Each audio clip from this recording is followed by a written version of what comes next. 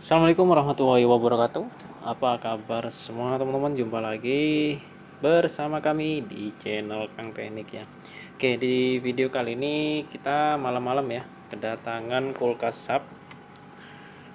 sap dua pintu ya, dua pintu. Nah, ini untuk keluarnya katanya nggak dingin ya, atas bawah nggak dingin. Nah, sekarang kita cek eh, seperti biasa. eh, kita harus memastikan dulu apakah kompresornya itu hidup atau enggak ya. Atas bawah nggak dingin, itu ada kemungkinan kompresor nggak hidup ataupun eh, freonnya habis ya. Nah, kemungkinan ada dua hal tersebut. Nah, sekarang kita cek, kita akan coba langsung hidupkan. Oke, sekarang kita hidupkan.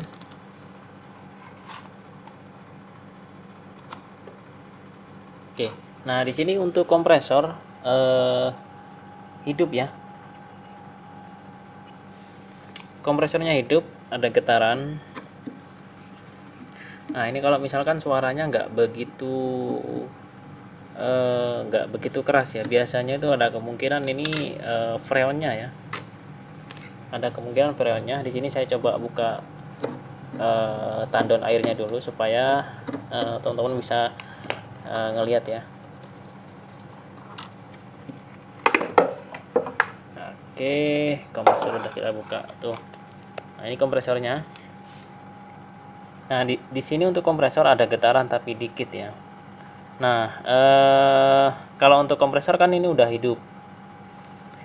Nah, kemarin juga ada yang bertanya, Bang, punya saya itu ada getaran, Bang, sempat hidup. Namun beberapa detik ada bunyi cetik gitu, Bang, di bagian kompresornya. Nah, kerusakan seperti itu bukan berarti kompresornya hidup ya. Kalau misalkan overload itu sampai protek, sampai bunyi, itu pertanda bahwa kompresornya itu nggak jalan.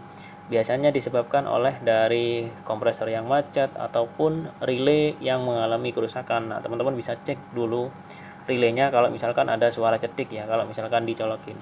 Nah, di sini kebetulan habis kita colokin itu nggak ada suara cetak-cetik ya, nggak ada suara cetak-cetik dari overload, dan di kompresor ada getaran, berarti di sini kompresornya ini udah hidup ya. Kompresor udah hidup. Nah, selanjutnya kalau misalkan kita udah memastikan nih kompresornya hidup, nah apa selanjutnya yang perlu dicek? Nah, yang perlu dicek, kita coba pastikan dulu apakah freonnya itu ada atau enggak. Nah, untuk mengecek freon itu kita nggak perlu banyak alat ya. Cukup kita tinggal cari jalur kondensor. Nah, ini jalur kondensor. Biasanya jalur kondensor itu pipanya kecil atau enggak pipanya itu yang besi untuk jalur kondensor. Nah, ini kan yang paling kecil nih. Nah, di sini untuk pipanya yang paling kecil, ini juga kecil. Ini berarti jalur. Nah, setelah saya cek di sini untuk jalur kondensor itu tidak ada panas sama sekali.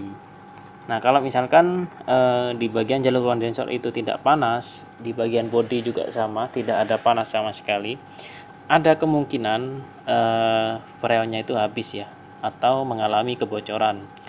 Nah, kemarin juga ada yang bertanya, Bang, di bagian pipa kondensor itu panas, Bang. Terus di bagian filter ataupun di bagian bodi kulkas itu dingin. Apakah seperti itu? Bisa disebabkan bisa dikatakan freonnya habis. Nah, kalau seperti itu kemungkinan besar freonnya habis karena panasnya dari kondensor itu bukan dari panas freon ya, melainkan dari panas dari kompresor.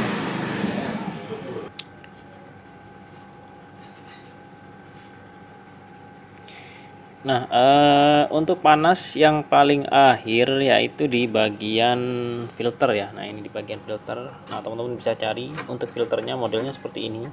Bisa di sini tempatnya ataupun di sana. Kalau untuk sap ada di bagian sini. Nah, ini adalah panas paling akhir ya. Nanti panasnya di sini.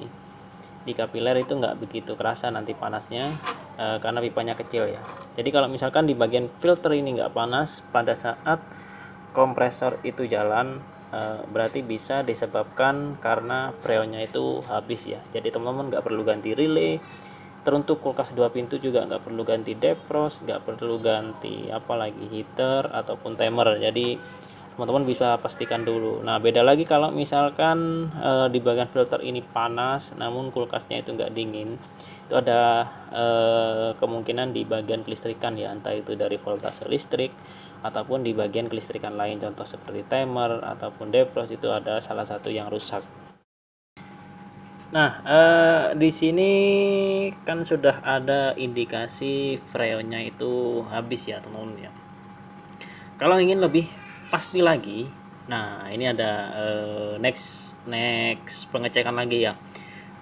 Nah, mungkin asumsi teman-teman ada kemungkinan kompresornya itu kompresinya habis mas. Nah, kompresi habis itu bisa juga menyebabkan di bagian kondensor ini nggak panas ya. Jadi kompresornya itu kalau kompresinya habis, dia itu kan nggak bisa dorong airnya untuk di pipa kondensor ini tidak bisa panas. Ada kemungkinan di bagian kompresornya. Untuk memastikan cukup gampang sekali ya, apakah kompresornya bermasalah atau enggak. Nah, teman-teman bisa cek di bagian jalur pipa hisap. Untuk pipa hisap itu posisinya di mana? Bisa juga posisi di sini atau juga posisinya di sini. Nah, perbedaannya ini kan ada dua. Ini ada pipa kondensor, ada pipa hisap. Perbedaannya mana pipa discharge, mana pipa suction, ataupun pipa kondensor ataupun pipa hisap.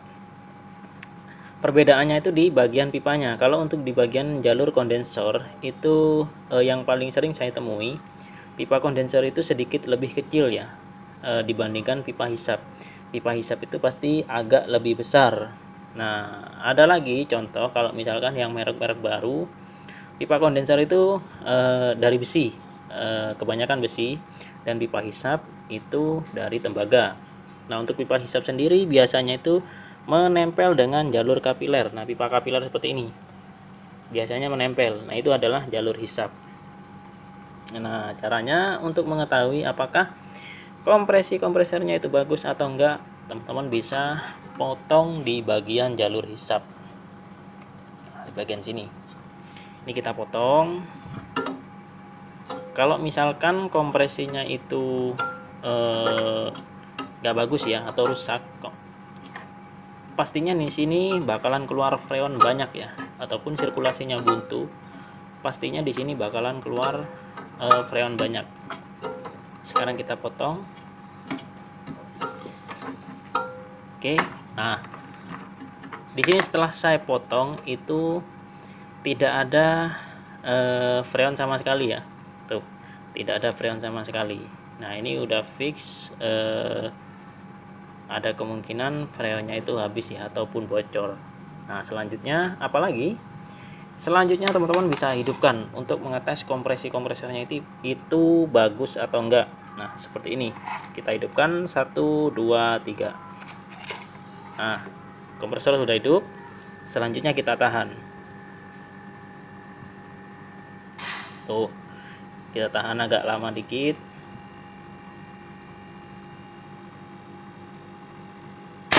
Nah, di sini untuk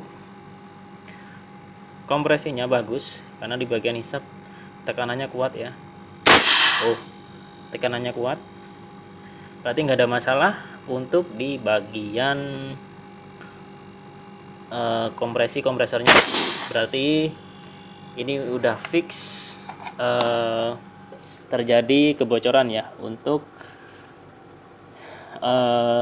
di bagian perpipaannya. Jadi sebelum teman-teman mengganti freon, teman-teman bisa cek dulu kebocorannya itu di bagian mana ya. Nah, untuk cara mengecek kebocoran pada kulkas nanti saya buatkan video selanjutnya karena ini durasinya udah panjang ya.